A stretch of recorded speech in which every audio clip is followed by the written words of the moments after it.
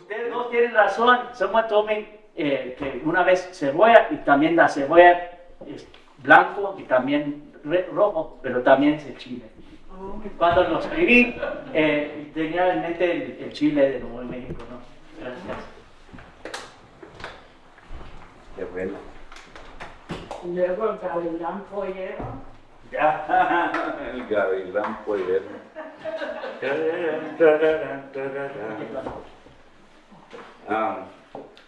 ¿Quién la sabe cantar esa? Todos, ¿no?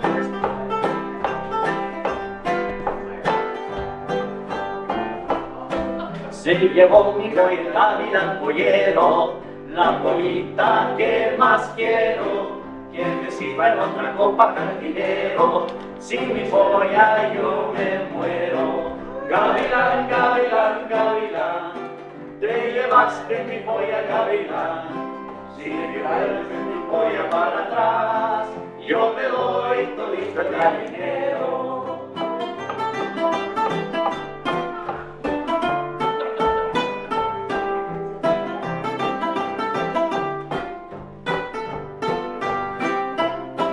Se llevó mi polla el gavilán pollero, la pollita que más quiero. Quien me sirve otra copa cantinero, sin mi polla yo me muero. Gavilán, gavilán, gavilán, te llevaste mi polla el gavilán. Si me traes mi polla para atrás, yo te doy todito el gallinero. Si me doy mi polla para atrás, yo te doy todito el gallinero.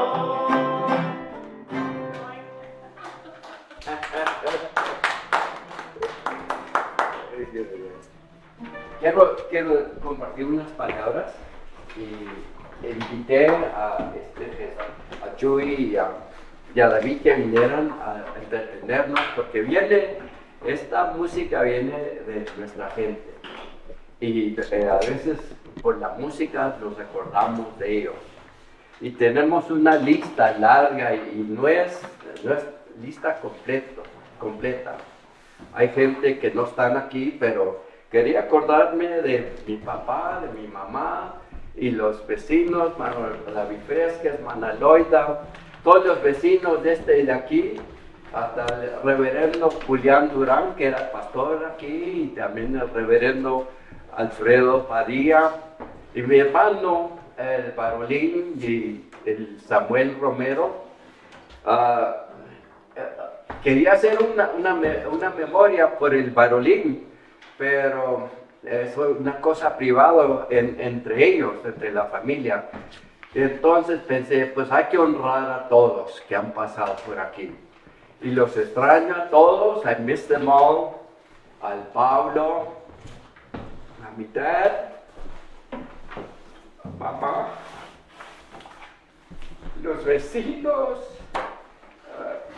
Natividad, Manamalia, Mano Prudencio, Latilano, todos, yo creo que aquí andan todavía en espíritu. Y nunca se les olvide a ustedes. Me acuerdo de mi Rivala, y mi Gregorito, y a mis tíos, a tío Pablo, mi tío José Inés, mi tío José. Sabían que todos los hombres de mi tío, de mi rival, todos los hijos eran Josés. Yo creo que había como 5 o 6 Josés, pero nosotros nos los conocimos por el nombre, Cornelio, que era el middle name, Cornelio, José. Él era el único José, Orlando era Orlando, pero yo nomás lo conocí como mi tío José. Chulando. Sí. Y mire, hay muchos que se me olvidaron de memoria. Yo conozco a toda esta gente. Yo creo que ustedes conocen hasta más. And don't forget them. Me decía Tito Naranjo, mira, allá en Santa Clara, dijo, después de 50 años ya no dijimos sus nombres porque se los olvidan, ya no están. Pero yo no me gusta esa costumbre porque sí debíamos de reconocer y acordarnos de toda. María Emilia Chacón, una vez me dice, la vi en el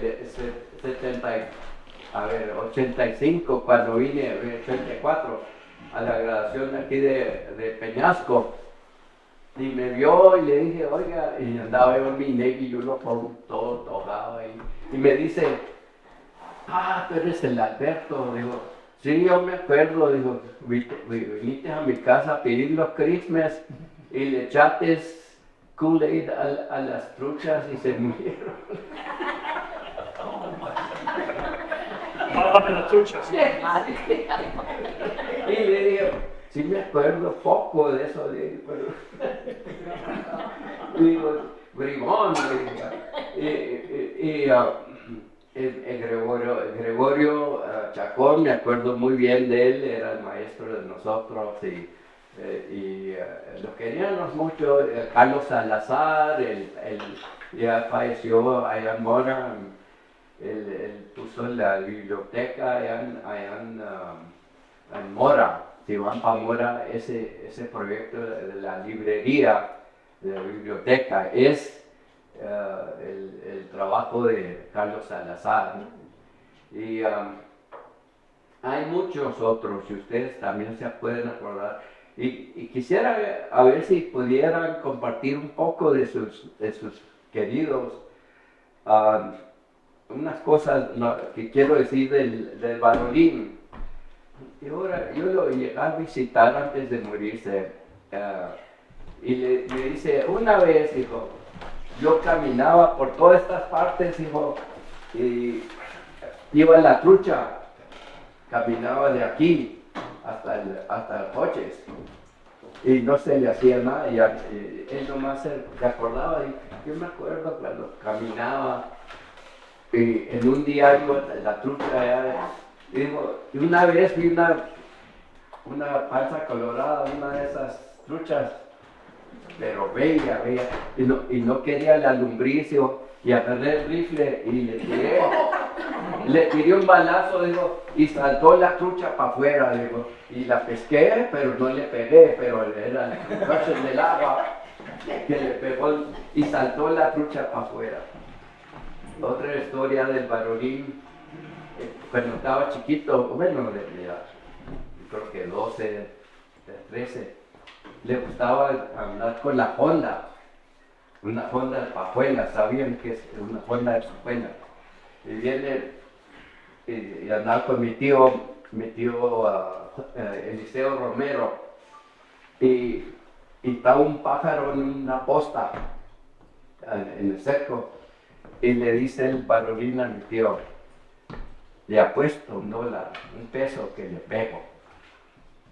Y bueno, a ver, y pégale con la Honda.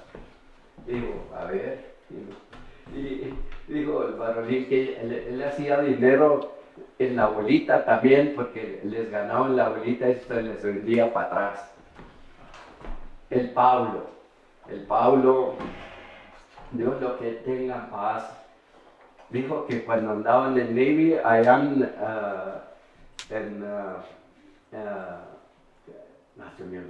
la isla, en el Mediterráneo, dijo que allá, dijo, y era traductor, he was translated por el barco, porque sabía español. Y ¿sabe que el Pablo era, he was a smart man, ese hombre, y they wanted to adopt him.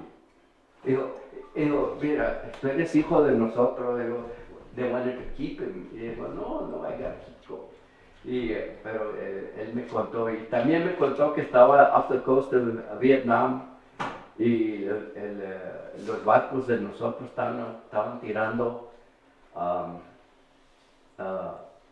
phosphorus shells, que eran illegal, porque queman a todos, Y dijo, acá en el barco, y sí, el barco de nosotros andaba tirando phosphorus shells matando a los civiles. That's what it's designed for.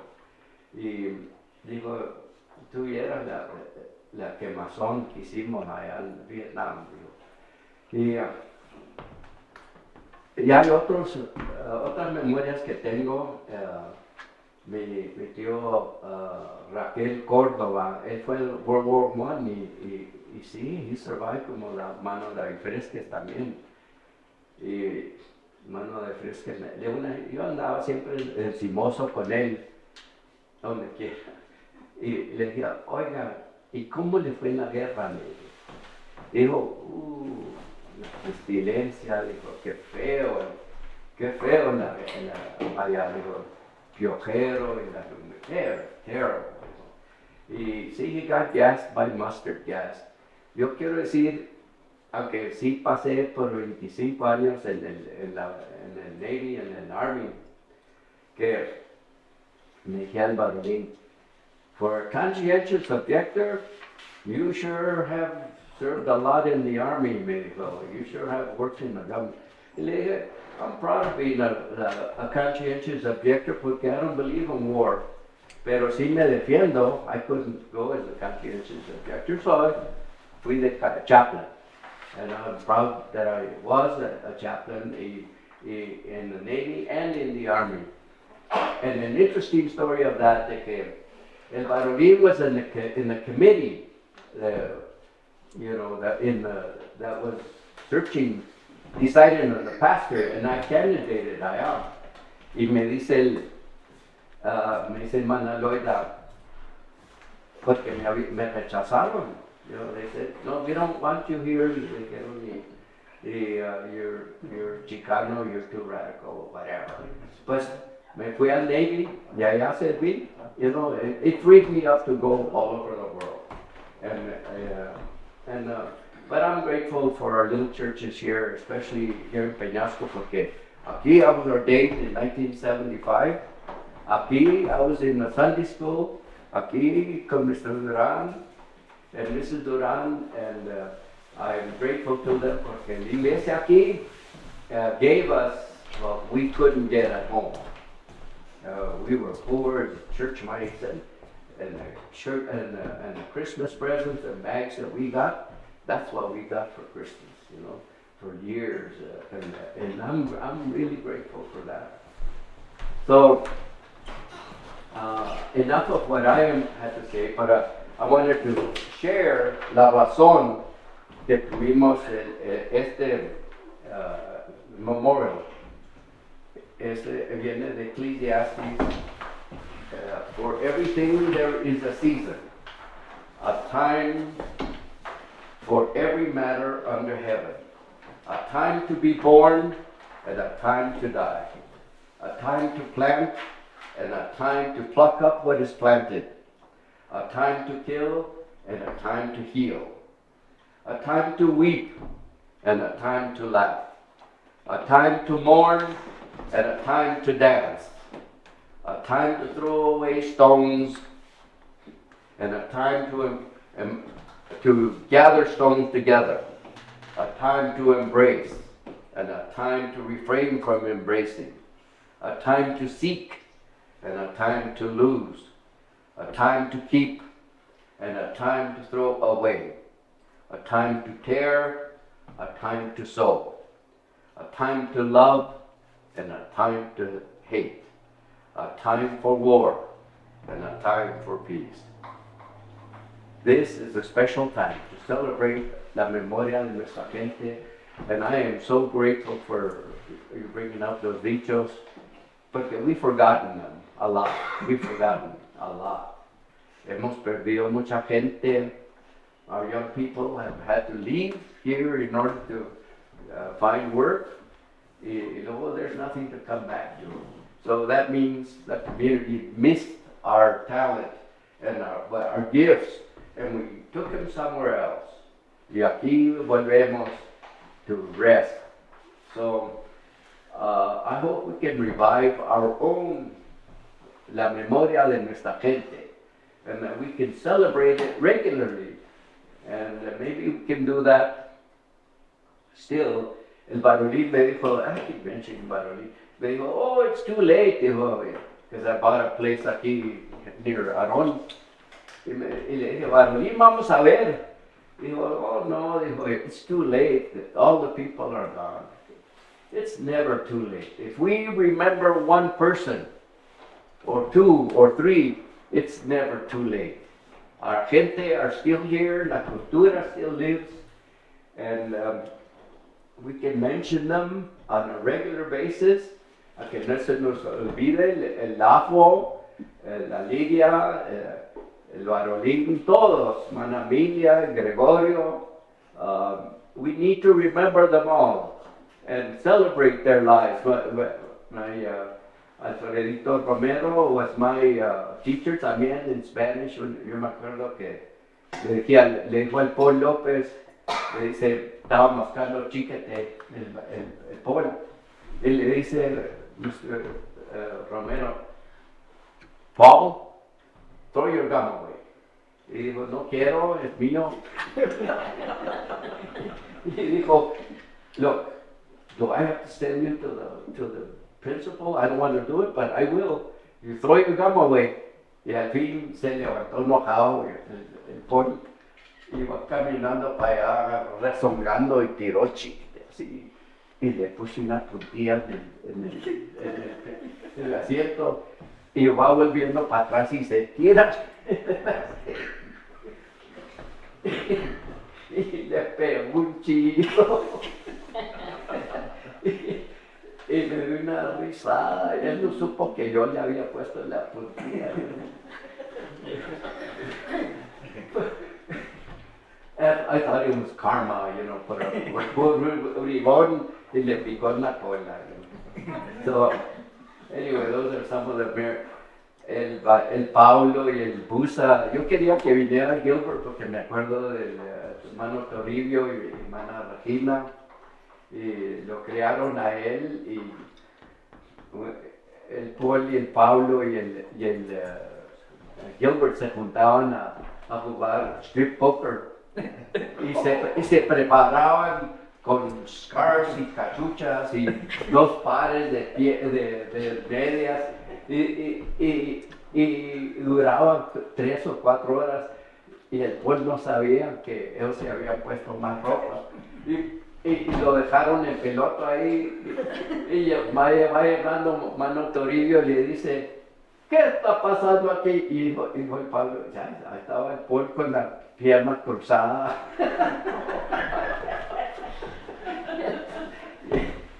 Y una vez hasta lo amarraron en a folding bed y el Pablo dijo, y le pusimos un cord y dijo, ahora ponla aquí. Pues más para meterle miedo, pero así jugaba el Pablo. Write your story, because what they say, you will not like it. I can guarantee you that. And you need to be proud of what you did. If you went to prison, accept the truth and deal with it, okay? We all make mistakes. And the sooner you talk about it, accept it, and mean what you say, you will heal and it goes away. We are not perfect. But before that, I want to share with you guys simple things. This is, I don't know if you've seen this. You probably have. This is, my daughter put this thing together, and it probably cost her, I don't know, maybe $50 a copy. I don't know. Pass it along. But please, please give them back. Because every time I give a presentation, se me pierde. Se desaparece. Algo me enseñó aquí algo de herbs. Traditional herbs de Nuevo México. And I don't see marijuana in it. And here is one that I'm really proud of. I have several of these. Las familias Durulés, Suazo y Holguín. y no puedo leer lo demás porque ya no miro. Pero esta lo escribió, oh my God. Does it say on there? Yes, it says, but I forgot. You have me one cell brain. Alberto Vidal. Alberto Vidal. Alberto Vidal escribió quite a few of these, and I love them. They're great. And unfortunately, he had the unfortunate. This is. I want you all to see this. Oh, That's Peñasco. the old church. And I'm asking each and every one of you, look at those people over here. They're nothing but Muslims in a procession con tápalos. You know that we came from the Jewish world. And if you don't believe me, read the history of crypto Jews. I don't know if you have or not, but believe me, en lo que quisiera que me consiguieran, si es posible, un tápalo. Que in my days, todos tenían tápalos, todas las señoras. Y cuando iban a misa, se tapaban la boca. You know, if that not being a Muslim or whatever, I don't know what is. But these are fantastic little books. He wrote this one and about 8 more that when he knew he was going to die, he stopped by my house and he said, I know some of the things that you are doing. I want you to keep this and see what you can do with them because I don't know what's going to happen to them. Well, I have a book that has the pictures of World War I veterans from the local area. You know who brought them to me? Ray Garcia from El Salto en Taos.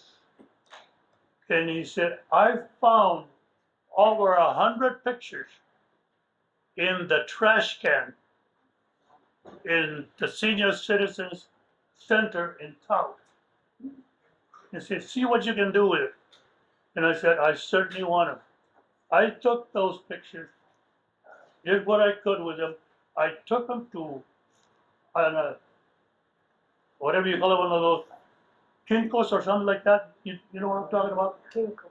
Whatever, you know. And I had 4 copies made. I gave one to the school in Peñasco. I gave one to the newspaper in Taos. And I gave one to another newspaper, I forget which one. And I kept one more.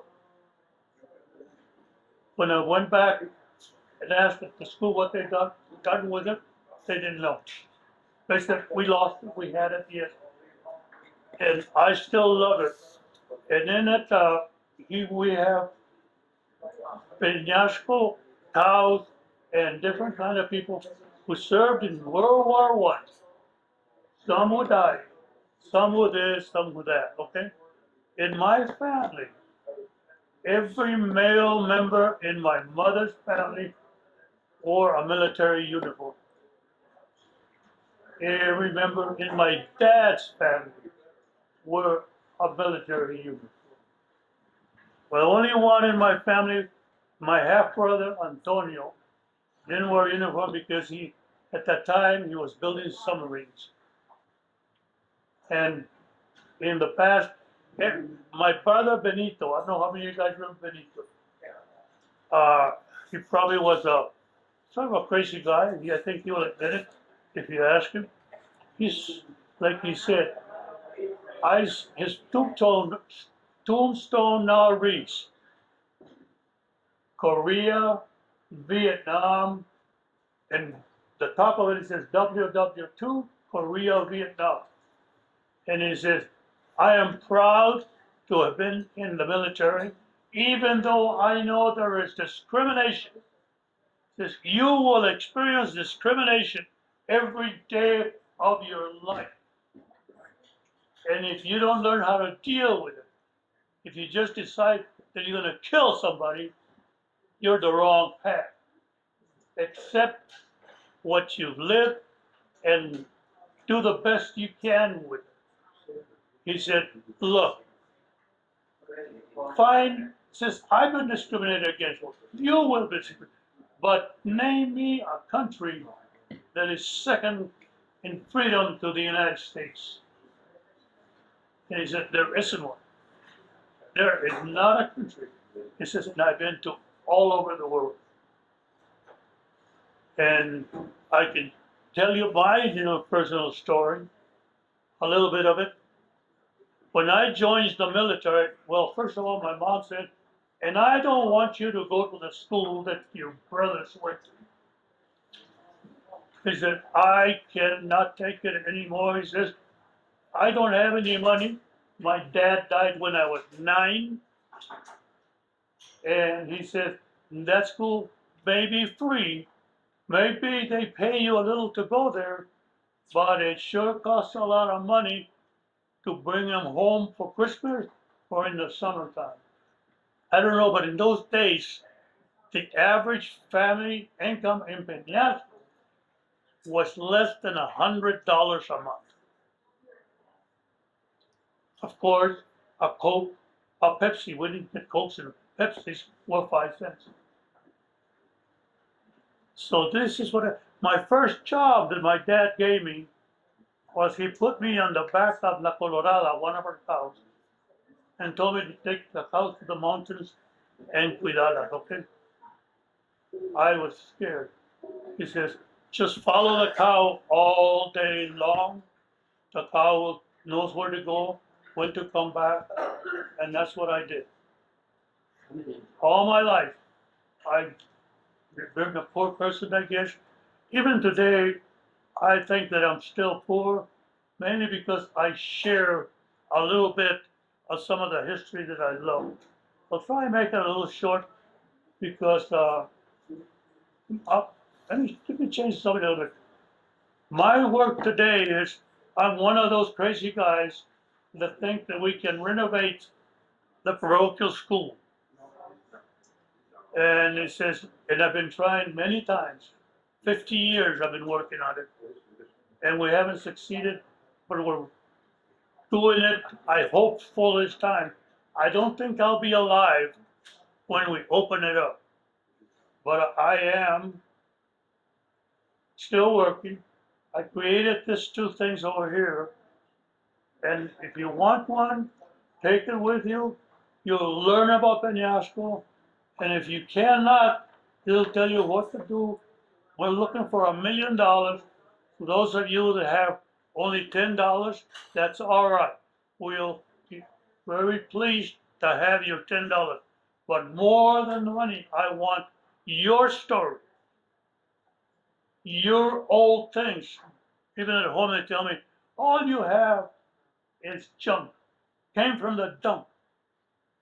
Yes, those 100 pictures that came from the dump are part of my collection. I have items in there, pieces of paper that are signed by Franklin Delano Roosevelt.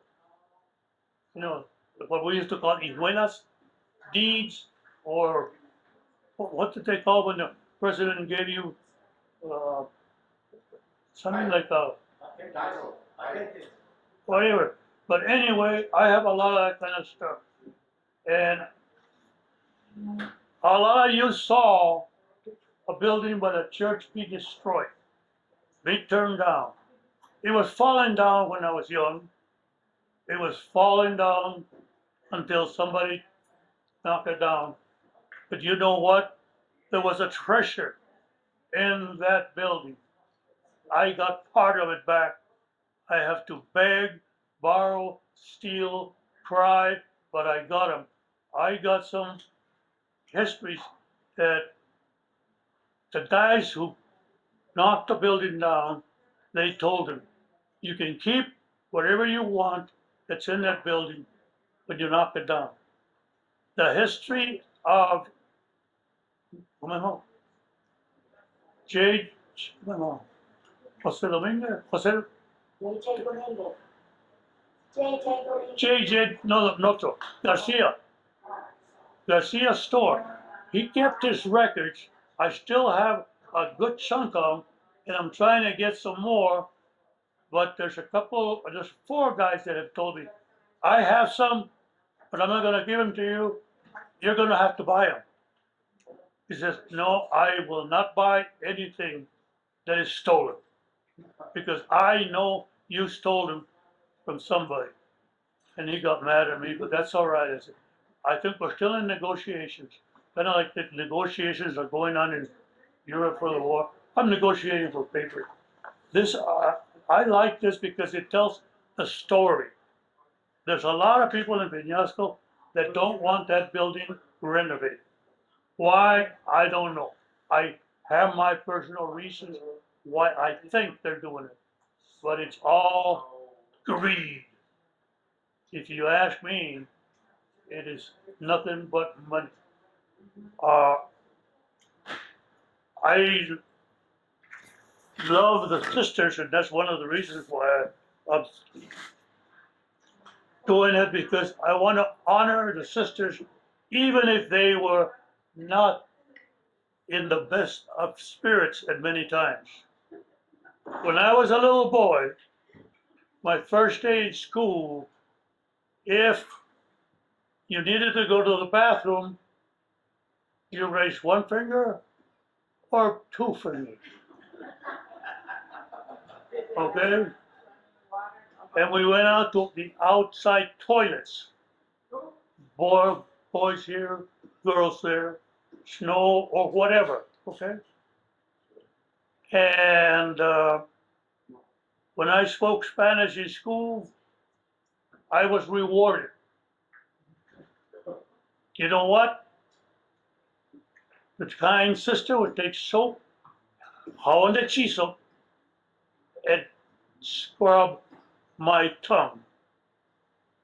And I'm not angry at them because they themselves probably had no idea of how they were being used and involved in a process of what I call propaganda.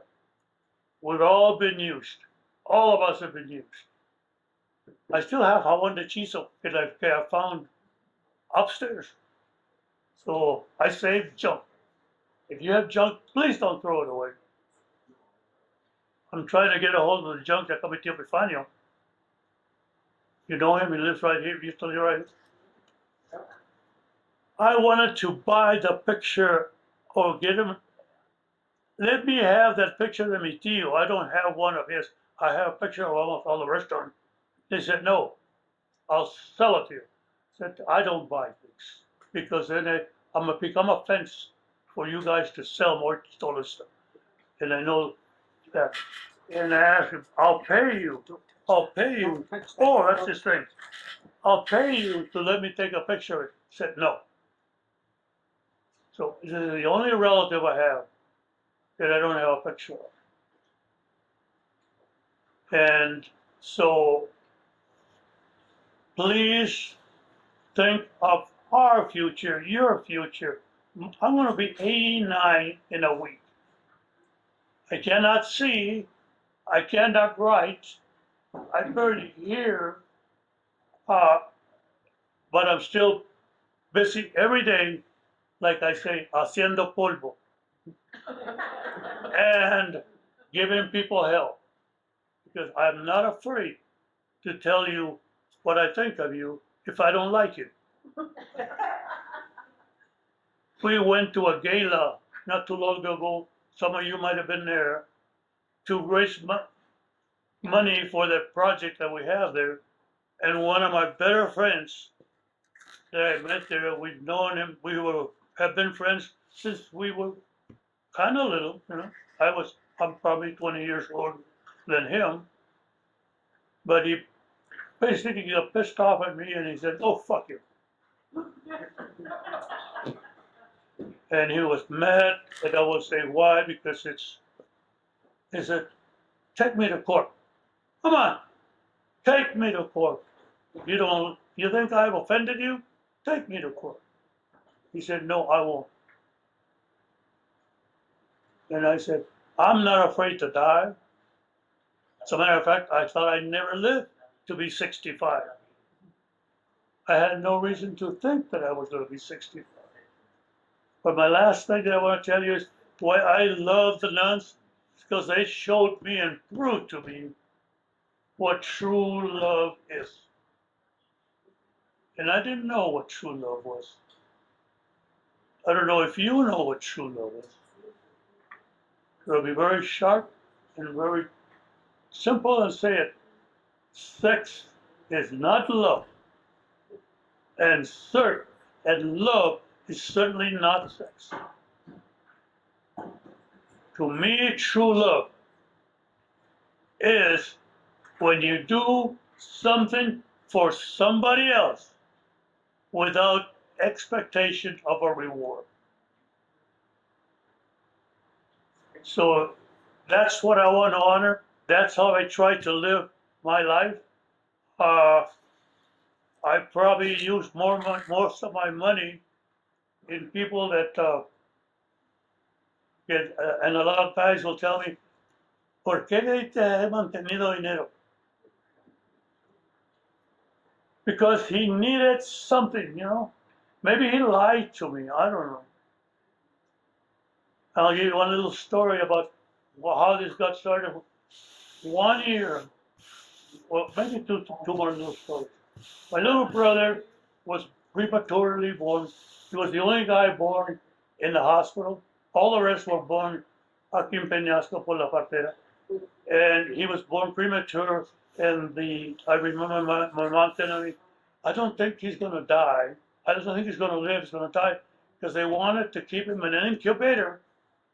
And I don't know what it is. And nobody else seems to know what it is. He said, there was a lady in Dixon, that's what the hospital was. He said, you're going to think I'm crazy, but this is what you should do.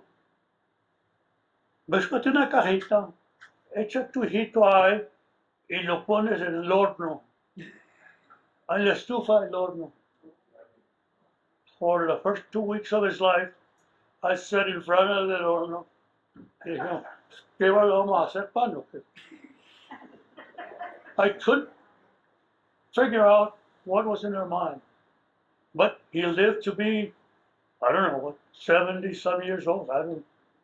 He always had challenge with his breathing and stuff like that. But, you know, we think that our way of life is not that good.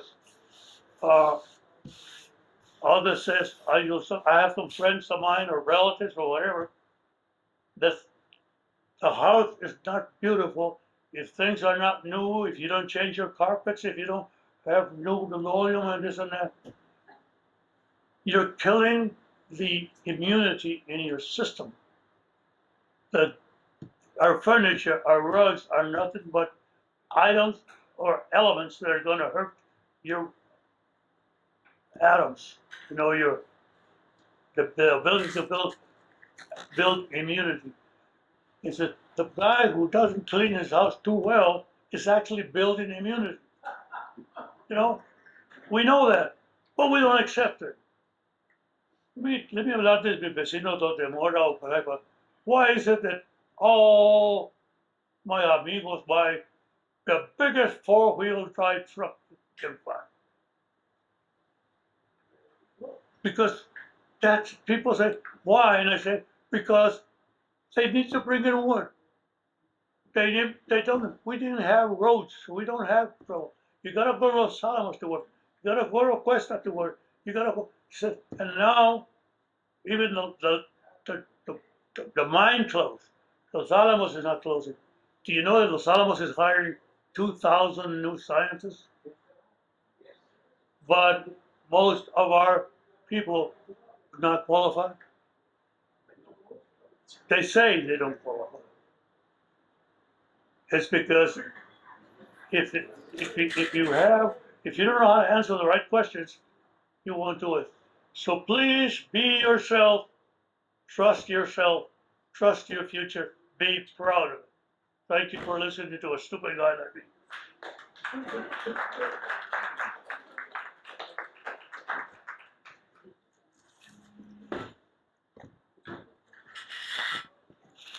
Thank you, Mr. Chacón. Aaron, okay. Muchas gracias. Well, I Muchas gracias, Mardoqueo. I Yes. wanted to say Mardoqueo was on B-52s in the Air Force, ¿verdad? And he was one of those that used to fly 24 hours a day with B-52s that were loaded with nuclear weapons. And we're really, really glad that nothing happened. Pero it was really a tough time back in 60, 61. Our world was a dangerous place, and again, it's a dangerous place. But we're glad that he's now our senior statesman aquí in Peñasco. And he also worked with HELP, the Help Home Education Livelihood Program. Y ese programa lasted a long time, didn't it? Still going. It's still going. And he was, he's an example to all of us. You know, actually his brothers are all, I think 3 of them, Peno, went to West Point. Yeah. 3 brothers went to West Point. They're amazing, just amazing. And it's true, I share one thing with Mardoqueo, is de que mi papá murió when I was 11 years old. And he died working for the Army. And he left seven of us, so we grew up without him. Did you learn how to swim? Hmm? Did you learn how to swim? Sí, I learned. Yo no. I don't fit. It's a funny thing about that. Right here. When he just asked, "Have you learned how to swim?" and I said yes, and he said no, he didn't. Pero we used to swim aquí en el río with no trunks, no nothing. And the first guy ever to swim with swimming trunks, we laughed him out of the water tank, you know, aquí en el río. I said, "What the hell are you doing?" You know, andándonos todos encuerados, you know. And then it was the minister's son, because he had the money for trunks. Y nosotros no teníamos nada. And so he changed that, you know, we changed, our neighborhood changed porque we never went swimming again without swimming trunks, porque he introduced them. But if there's anybody here who would like to say anything more, Aaron, would you like to say something about your family? They are de Cuba. De Cuba, Cuba. ¿Ah? No. Pero sí es verdad que there's a tribal thing aquí, you know, que si no eres de aquí, you'll never be a part of it, you know, pero it's not true, you know. We were detribalized a long time ago, you know. In other words, las bisabuelas were nativas, and they didn't pass it on to us because for survival, porque they were taking away our children. In fact, my dad was sent to an Indian school, and so did my uncle back in 1905 and 1906. And that time los mandaban a los indios to the former military camps. Fort Lewis used to be at Aztec, New Mexico. And that's where they sent all our Indian kids at one time. But anyway, go ahead, Aaron. Well, I was going to say that I'm a transplant. My wife brought me here. I'm like a horse with a feed bag over here, you know, and they keep me tight at home. But I'm grateful to be here. Do you want potato salad? I met my wife at a boarding school, Manal High School in Albuquerque. Like Brother Alberto said, we were poor in money. We had enough to eat, always, thank God. But we didn't have a lot of money. And in those days, it cost $300 a year to keep a student in school. My parents couldn't pay for it, so we worked every summer. We worked for the school every summer to pay off that part that they couldn't pay. But anyway, I met my wife in Manal School, and we dated for about a year, and then I enlisted in the Navy. I too couldn't swim. And I still can't swim face down. I can float and do a backstroke, but not the other way. But I did well enough to get through boot camp. Otherwise, they would kick you out. After 2 years in the military, we came to this church. My wife and I were married here in 1960. Mr. Duran was the preacher. I learned there that my father-in-law was kind of the foreman that built this church. And I don't know who all worked here. I know a lot of people did, and a lot of people donated items.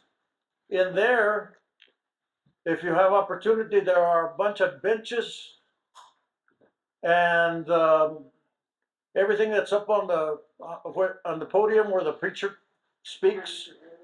They were built at Allison James School and by Mr. Vasquez. And I was a student, and I sanded on those things forever. And it seems like a lot of us put our names on the bottom of there, and I haven't had the gumption to go under and look. We've been here, my wife and I have been here since 1981. My father-in-law passed away in 1981. And we came here and we've been managing the farm just across the river here ever since. And we have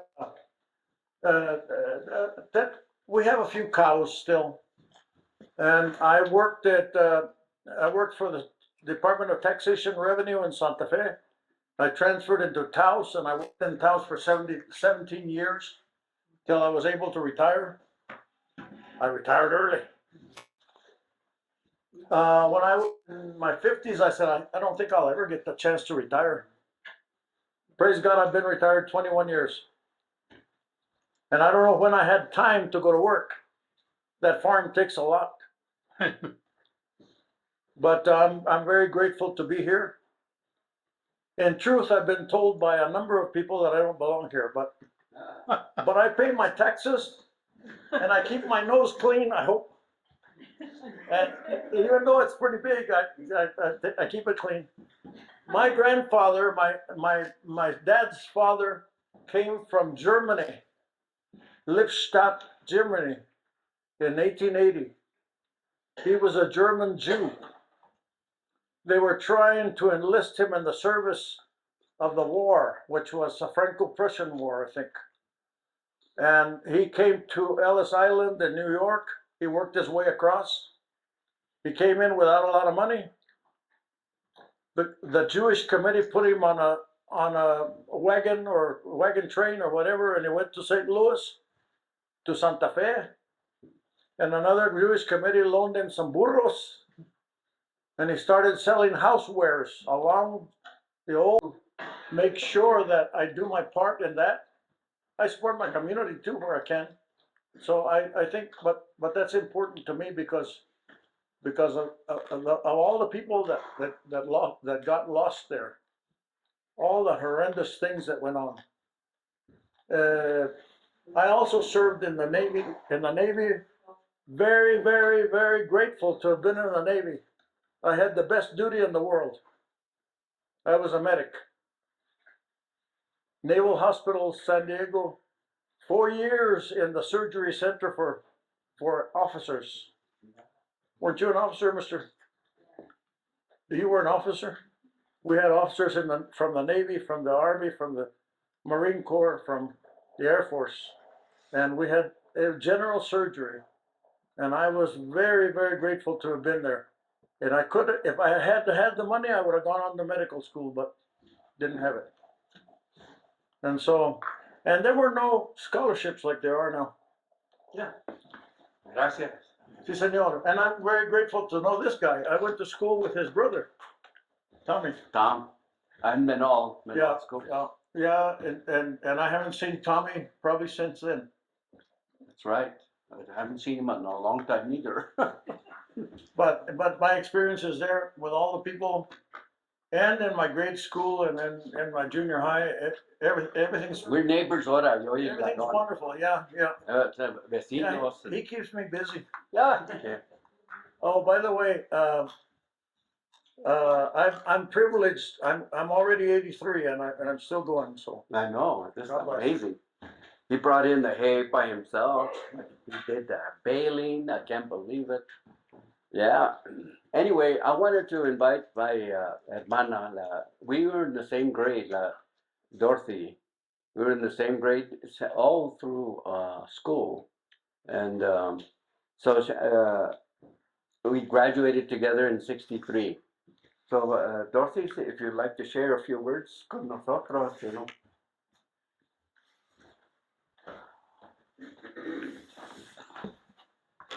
Our life really began like I have to give my mother credit for seeing to it that her children were educated, and she did everything she could to accomplish that.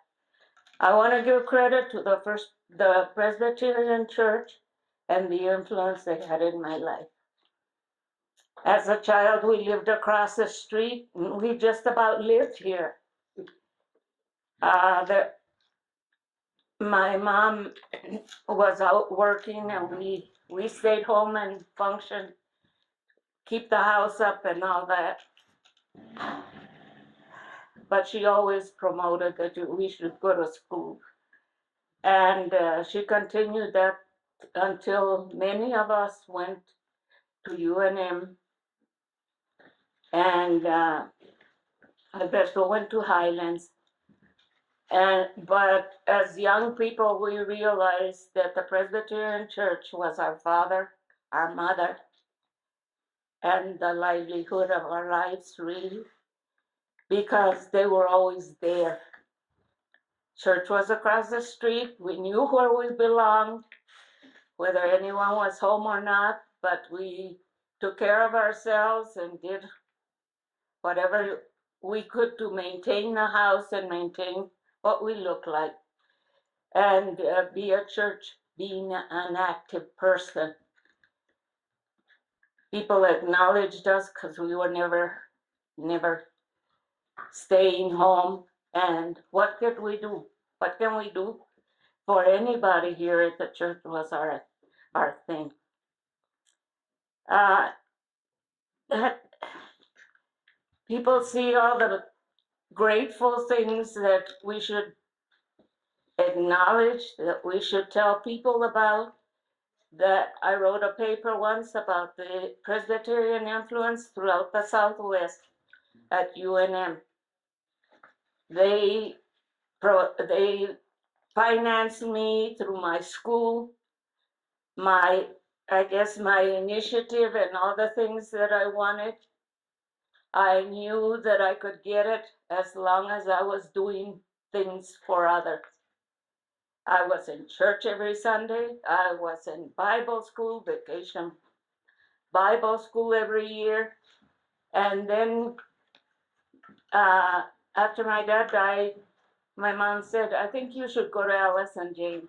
So I went to Alice and James, and there were another set of models, parents, moms, and of course, that people acknowledged we existed, that we really mattered.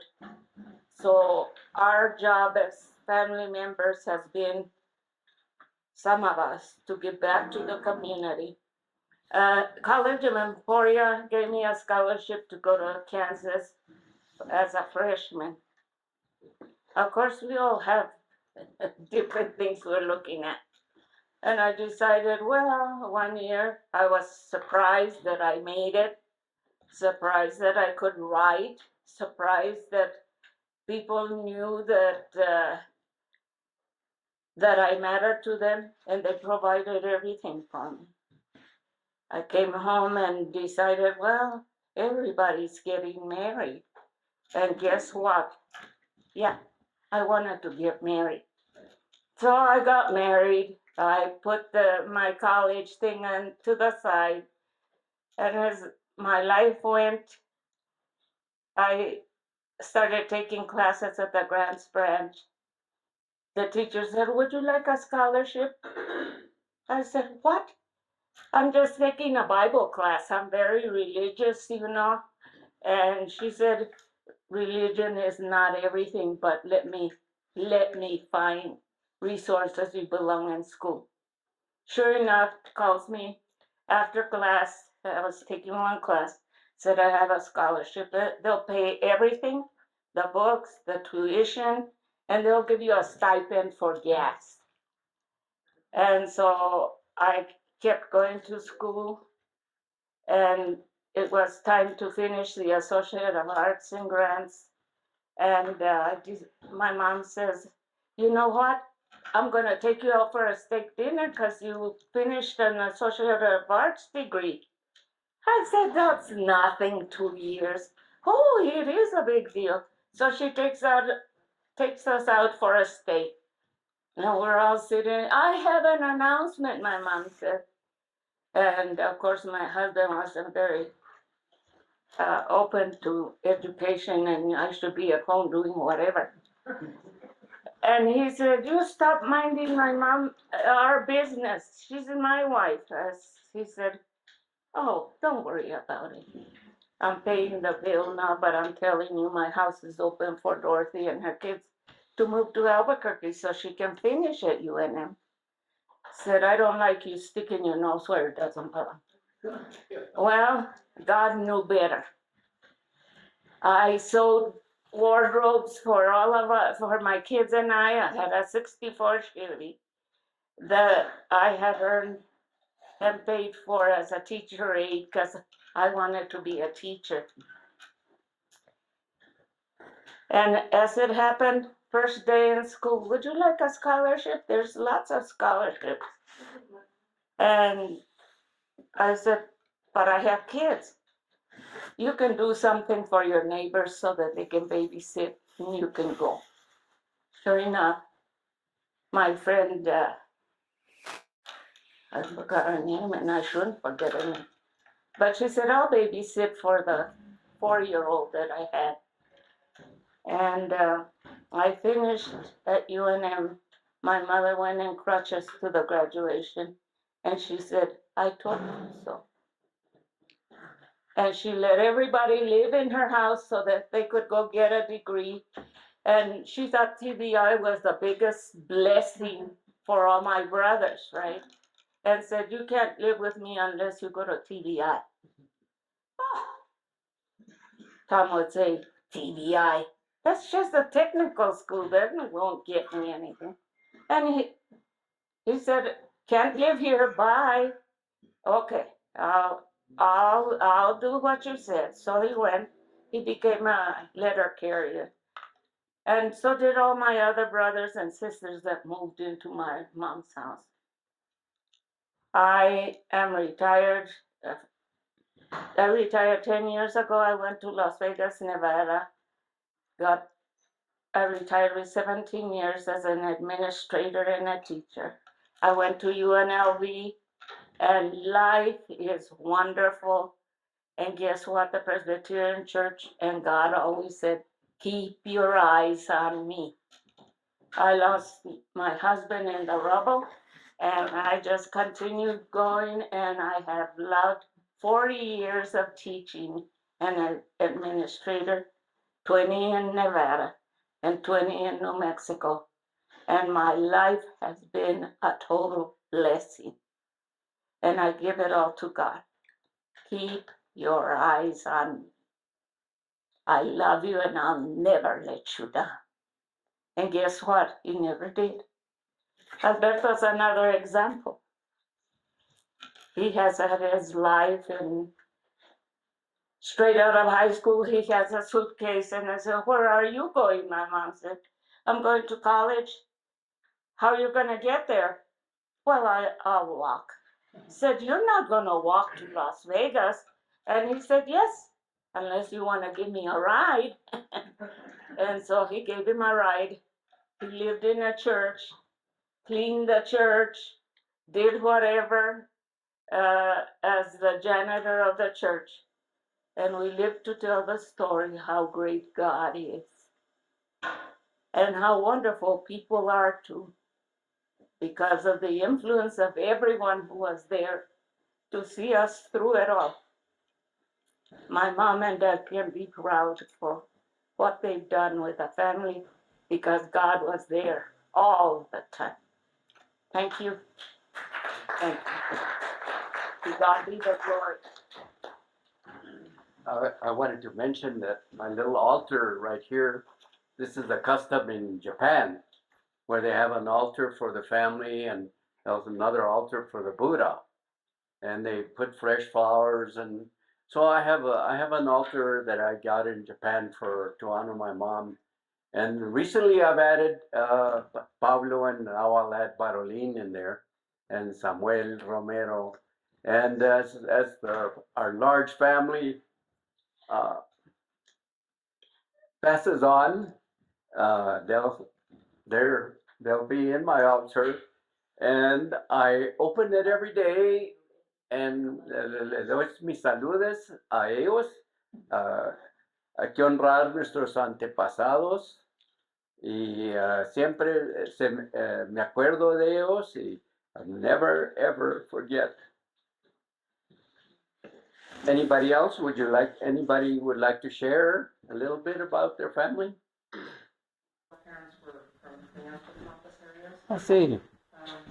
Teresa, my sister, Rosina, her husband Ed Lopez, he's from Frampas. Oh, yes. Rita Grego from Dixon, and their parents from Thea and Joe. And we had heard about this, and we don't know anything about it, so we've been stopping everywhere they open the door for us. Oh, yes. Well, I'm glad you're here. Who's your family? Just everywhere there's food, we also stop. Who's your family again? Her family, we're related to Cecilia Romero or Torres. Oh. She's my cousin. Her got the most of us. Oh, yes. I remember them. And mom was Amelia Madrid. She's related to Mascareñas, Mary Mascareñas. That's our first cousin. And Eddie's related to all the Lopez's in Herman Lopez up on the hill, dinner there. Oh, that's right. That mom. His wife and daughter. Qué bueno. We have been losing population to Salt Lake and to California. El Armando Martínez, he lived to be 100. Él me platicó una vez de que, pues él iba para donde quiera, donde había trabajo. And he always had to come back because el carnaval, el 10 de agosto. And so he always came back and he always sent money home. So he was a bus driver allá en Los Alamos. He was a shipbuilder allá en Alameda. He said that even in Alameda, he slept under a bridge, and then go to work and then go back and sleep under a bridge. Dijo, I had to do what I had to do, dijo, para trabajar. Y una vez que fue a la mina allá en Red Cliff, fueron 4 de aquí, de Peñasco, y era un shack chiquito, con una estufa chiquita, y una cama. Y dijo, and so we divided up our chores, todos. El más gordo dormía en el medio de la cama y los flacos en cada lado. Digo, y así, y todos tenían su trabajo. Uno cocinaba, otro limpiaba, y así vivimos porque teníamos que hacer lo que teníamos que hacer para tener trabajo y mandar dinero para la casa. Mi abuelito, Paulo Antonio Córdoba, era borreguero allá en Wyoming. Y quizás se iban por 1 año o 2 años de vez en cuando. Y en un sueño le vino su esposa y le dijo, conocerás la soledad. Y se asustó. Y su primera esposa se llama Camila y tenía dos hijos aquí y se tardó 10 días para llegar a caballo aquí. Y fue al vecino y le preguntó, ¿dónde está Camila? Dijo, allá en el Camposanto. Y él creo que estaba decorando o limpiando el Camposanto. Y cuando fue para allá, se había muerto 3 días antes. Y luego después, dijo, se echó a la borracha, como, bueno, de puro desconsolado, se puso a tomar y que abandonó su esposa. Pero vecino, el compadre le dice, oiga, se está echando a perder, ¿por qué no se casa con mi hija? Y le dijo, y ella tenía 13 años, 13. Wow. Y se casó con ella, she was 32. Y de ahí vinimos nosotros, fíjense. Y mi papá nació en el 1898, and that's way back. Pero mi nacita era González, son los González de aquí de Vadito. El Gabriel, el Manuel, son familia de nosotros. And I didn't know that. See, we don't find out of things like that until the time of the prom. You know what I mean? Porque, porque, porque invitamos, I asked somebody, oiga, Mary, ¿por qué no es conmigo al prom? And she turned me down, y dijo, pues, ¿por qué? Y era la Mary Luján, y sale que es prima, So, y a la Dorothy, el Enos la invitó al prom. El Enos es primo también. ¿Y qué te dijo tu mamá? ¿Cómo se llama? Le dijo, Enos Rodarte. Y le dijo, ¿de qué familia viene? Mi papá se llama Clemencio, ya. Lisa. Elisa es mi mamá y Clemencio es mi papá. Me lo permita Dios. Se vayan a salir unos changos de aquí.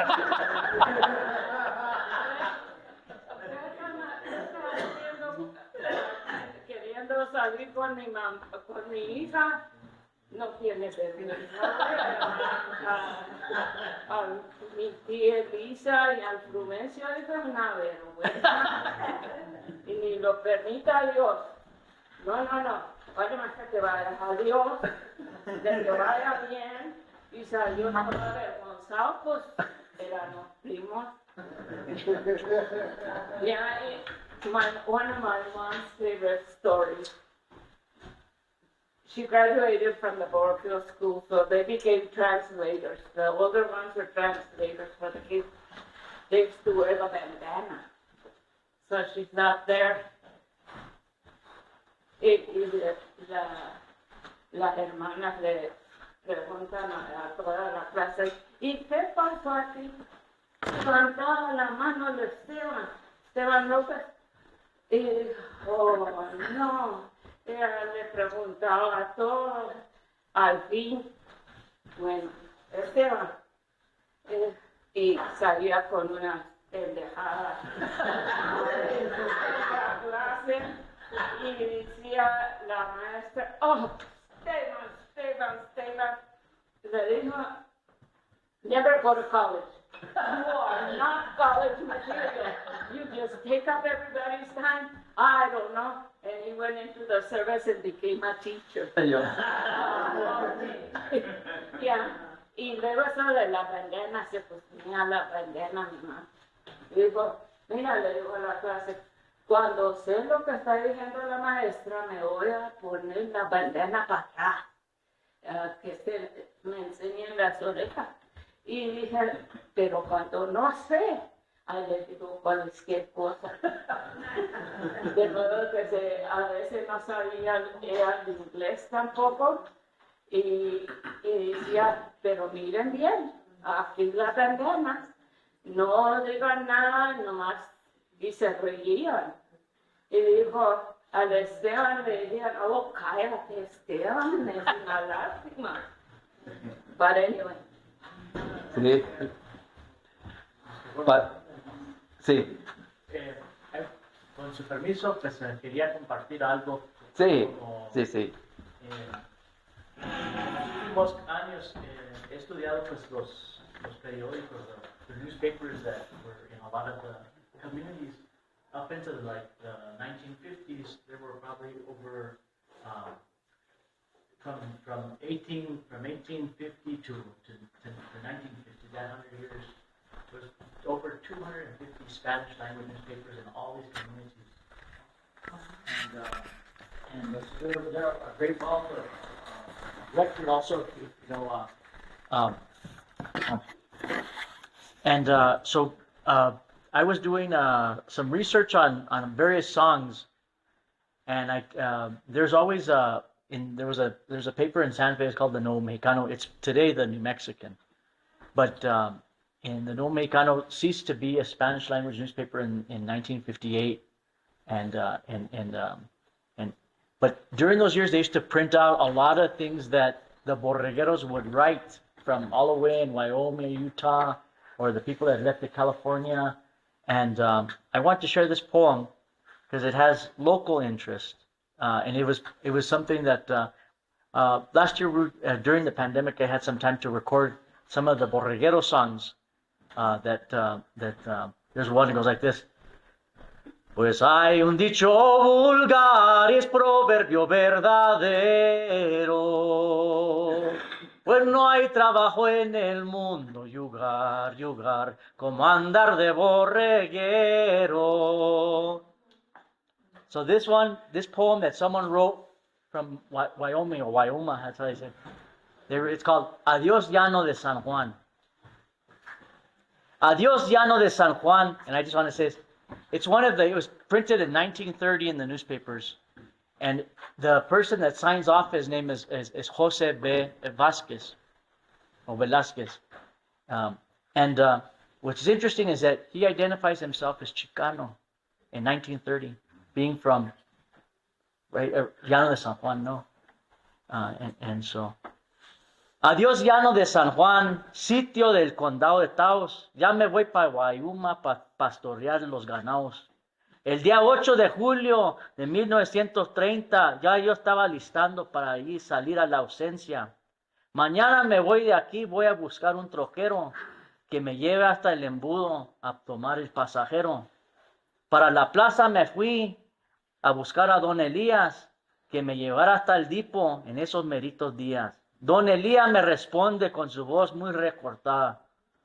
Yo no quiero llevarte, mi troca está quebrada. Por cierto, lo creí y ahora me estoy acordando. Lo hizo por no llevarme y luego anda arrebatando. Otro día que salí con mi mochila y mi maleta, me fui a esperar el correo que llegara a la estafeta. En la estafeta de Peñasco, allí sentado estaba, cuando pasó don Elías en su trojita quebrada. Siempre hizo Elías su viaje. El día que yo salí, lo vi pasar en Peñasco adelantito de mí. Yo ya me vine para Guayuma, donde había estado primero. Aquí compuso estos versos como humilde borreguero. Aquí estoy de borreguero porque a borreguear me dedico. Pero le mando estos versos como de un pobre a un rico. Si porque me ven trigueño, creen que no soy formal. Al que le debo le pago, mi dinero es igual. No cree que estoy enojado porque me acuerdo de usted. Es lo que lo he estimado y el trato que me dio su merced, es don Elías, ¿no? Ya con esta me despido, voy a mirar mis ovejas. Creo que será suficiente que le ardan las orejas, ¿no? Because he's writing this letter and it's going to appear in front of everyone in New Mexico what happened to him. Aquí les firmo mi nombre, también con mi propia mano. Soy José B. Velázquez y soy puritito chicano.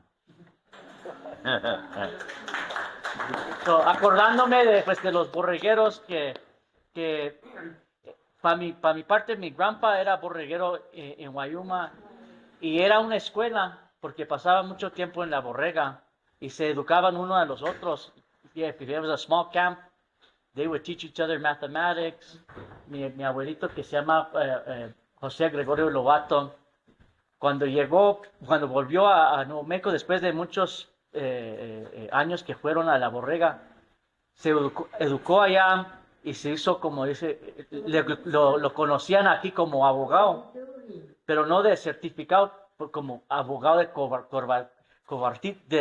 corbata, ¿no? So he would help people, fill out forms and different things. But he educated himself in the borrega, so it was also another place that a lot of our people got educated because they took the initiative to educate themselves out there.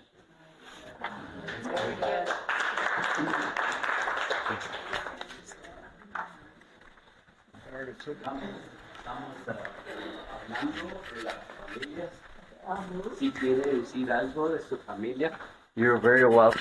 Es mi vecina. It will have to be in English.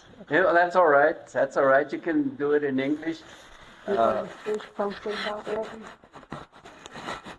This is Esther. Yeah. What do you say? Well, who you are and who your dad was, and memories de su familia. Well, no, it would probably cry. Oh, that's all right. It's okay. I'd rather have somebody else do. I'll listen. Is this the microphone?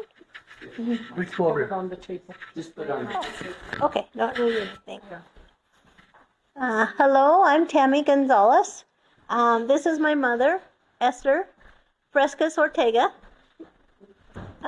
We came to honor both her dad, which was David Frescas and Eloida Frescas, her mom and dad. Also, my dad, her husband, Gilbert Ortega. He passed in 2019. And also my husband, Ray Gonzalez, who passed in 2022. We've lived in New Mexico. My mom's lived in New Mexico all her life. She's loved it, other than when, they went to Utah. And they, We're in Utah. they lived right outside of Salt Lake. Kearns. They used to live in Kearns, yeah. Oh, yeah. So they lived in Kearns for 40 years, and then moved to Arizona for about 20 years, and then they actually moved back to Utah to live with my brother, my older brother Dirk, they've been there since maybe 2017, I think. They just weren't able to, we didn't want them to be by themselves anymore. So they came up to Utah again for a little while. So that's what No, they're back to Huntsville. Now they're in the Ogden area. Yeah, they're in the Ogden area. So. Oh, really? Okay. Yeah, they're right up in Huntsville. Real close to you then. We just remember, how wonderful our whole family has been here, and it's an amazing place. It's just an amazing place to grow up and to come and visit and to be with family. My mom had 7 brothers and sisters, and some live here. You probably know Ramona Frescas, Joe. Joe is her brother, and then of course Aaron and Lena Eichwald. I'm a brother-in-law. Yeah. I have to attest that she's a miracle. She is a miracle. Right now, I'll say that if God doesn't produce miracles, here's one for you to see. She was bitten by a dog way back, I think in 2014 or something like that. Yeah. And My doctor, what is it called now? Anyway, the doctor that I was going to took all kinds of tests for me, because I used to walk forever. Aaron knows that. We used to walk all over. miles and miles. And I never thought that my legs would ever be compromised. So when my neurologist finished checking me in for months and months and giving me all kinds of tests. He said to me, "You have LAS." ALS. Does anybody know what LAS? You know, That's a LAS. Lou-Gehrig's disease. Yes. Yeah. And he said the longest you can live would be 5 years. Because I asked him, is there anything that would help me live longer? And he said, no, well, there's medication, he said, but it's very expensive. I wouldn't even suggest that you get it. But you would have to pay quite a bit of money for it. So I was resigned to go home to heaven. But it didn't happen. But I had the church in Kearns, the church in Arizona, the church here that were praying for me, plus a lot of the people that I knew were praying for me, and that's been 20 years ago.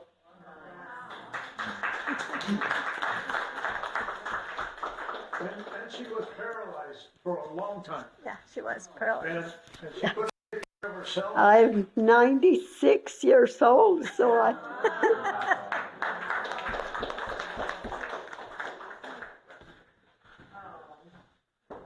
So she's learned, she's recovered that she takes care of herself almost entirely. She doesn't like a lot of help. She's very independent. And we love her for all of that, but just because she's got a sweet spirit. Nice.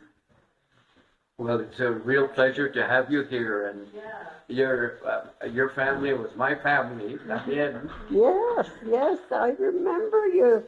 You were just a little kid. Malcriado. Yeah. Yeah, and Roy and Billy, Billy's living here now, and Roy, he's in Mesquite, Yeah. Nevada. Yep. Yeah. And so your family was my family Yeah. también, you know. So Yeah. that's very good. But recently Lucas died 2 years ago. Away.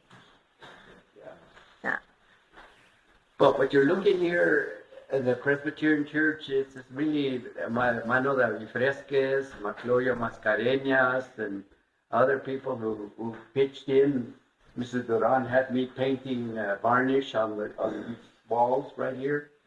I had the taste of varnish in my mouth for about 2 or 3 days, you know. But aquí andaba and the mozo, so she gave me a brush and he painted over. What happened to all your brothers and sisters? Pues el Barolín died Yeah, I last know month. that's... And I'm Tom sorry. is in Albuquerque, and Jimmy's in Albuquerque, and Pablo se murió 13 years ago. Oh. 14 years. Samuel Romero, my brother, también se murió. So you've had a lot of death in your family Sí, also. yeah, it is. And we carry on, you know. I miss your dad, and I miss your mom. Uh-huh. So, thank you for coming by. Would you like to eat something? Aquí tenemos pozole and chile colorado. I think my dad helped build the church that's here. Yes, yes. It was quite a project. Yeah, I remember. There used to be Kind of a a- baseball field where I used to play as a little kid. And then the Presbyterian came and built the house there, and then they started building here. And then they put us to work on it. So Berolín. So I Pozole. estaba haciendo adobes aquí Pozole. atrás. We made all the adobes for this church. La hicimos aquí atrás. No, oh, no. And the neighbors all pitched in, Natividad, Amalia, and Mano Prudencio. Even though he was blind, Mano Prudencio, he would walk de aquí, iba por los caballos allá en la otra banda, and he would come back blind and walking, I was going to blind as a back, pero, and leading the horses all the way back here, you know, without anybody guiding him or anything, él podía hacerlo. Y era muy penitente el hombre. He was a member of the penitentes, and that's a very important part of our history as well, porque if it weren't for the penitentes, because we didn't always have churches, priests. And you know, even the Presbyterian Church, we didn't show, it came into New Mexico in 1860 in Las Vegas. And our first graduate from seminary is el Gavino Rendon, Reverendo Gavino Rendon, who had a son who became the head of the behavioral science department at Highland. And he's still alive. He's in Rio Rancho, pero Dr. Reverendo Gavino Rendon lived to age 99. And he used to serve the church in Llano, you know, and he always carried a gun with him too, by the way. There's a book called Hand on My Shoulder, and he talks about how he had to carry a gun to protect himself because there was a very strong anti-Protestant attitude in these areas. And that nobody ever attacked him, but the fear was always there. And actually, we hit the zenith of Presbyterianism aquí in Peñasco in 1963 when I graduated. 13 of our class members were Presbyterians, and that out of 44, that's pretty darn good, you know. And then we ended up having a baccalaureate service for those who wanted to come here, and those who wanted to go to the Catholic Church would go to the Catholic Church. And at that time, as you remember, if you went to a Protestant church and you were Catholic, you're going straight to hell. You know, and that's the way it was, you know, and it changed. Thank God. It changed, you know, but at that time, it was serious. We really did believe in hell. And, you know, it was a three-tiered universe, el cielo, esta tierra, y luego el infierno. And in fact, my first English words eran los pecados, you know, original sin, cardinal sin. And we did my first Holy Communion. I knew I was going straight to hell, because that's what I was taught, you know. I was taught that. At age 5, can you imagine telling a kid today that you're going to hell?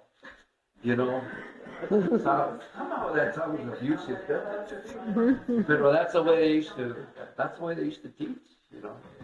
And they don't do that anymore. I go to a Catholic church in the chapels in Ramstein and in Busan Air Force Base in Korea and in Camp Humphreys in Korea. And I don't have that issue anymore because they don't say that. They don't go around saying that anymore. And I go to their dinners and I cooperate very well. In fact, one of the priests said, "If you want to be a priest, you know, we'll take you back. Come home." Come home, they said. And I said, "Ooh, but I'm married. I'm divorced." You know. They said, "Well, no, there's no problem.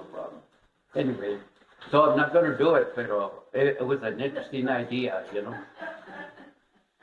Did you have a suitcase or you don't need one? Anybody else would like to share about their family? Si no hay más, vamos a tener más música. Oh, would you like to share? Sure. Yes. My name is Susana Lopez. I'm Mardocheo's niece. His only sister, Carmen, was my mom. And I would just like to say that her having only brothers was the best family because my mom raised us by herself. And her brothers became my fathers. They were there for me through everything. I remember Mardocheo coming home on leave. It might have been around San Lorenzo time. And he would save all his change. He'd come home with, I don't remember if it was in a bag or a jar or what. And he'd come to our house and he'd tell my brother Peter and I, here, sit there and divide this. That was our San Lorenzo money to go have a good time. My mom didn't have extra money, you know, she was a single mom raising us. She worked as a substitute teacher. She worked for Head Start. She was 50 years old when she got her teaching certificate and finally was able to start teaching public school. But she had her brothers to support her through everything. You know, I remember my tío Benito, we would call him Coco Joe. He retired from the service and he came to live in Peñasco. He lived in that house that's across from the post office that's now, I think, a B&B and a gallery of some kind. And He was related to you? he was my uncle, Oh, he was, I know what you're talking about. Benito Chacon. yeah, I know Yes. him. That's, you know, many of you know what Invictas are, the songs from this area, Dixon and all those places. Anyway, this one, it's called Invita del Rio Grande. It's a little more modern, but with those rhythms.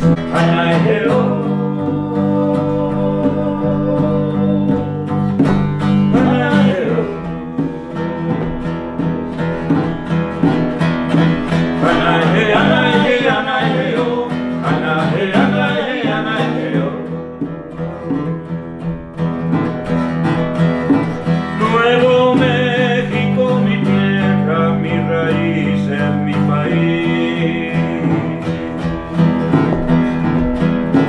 Nuevo México, mi tierra, mi raíz es mi país. Es mi orgullo haber crecido entre frijol, chile y maíz. Anaheo.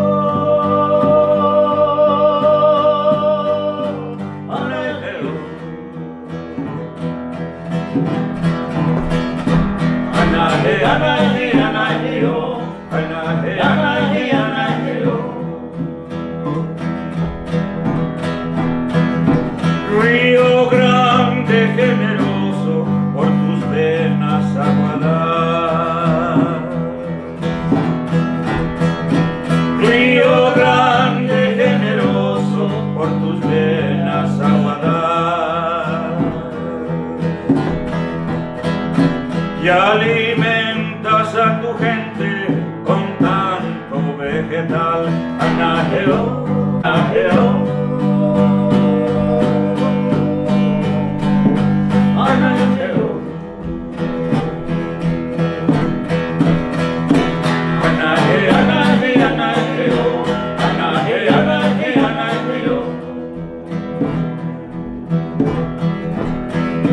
Es el cielo de tus tardes, el espejo del Creador. Es el cielo de tus tardes, el espejo del Creador. La sierra sangre de Cristo te enseña su corazón. Anaheo.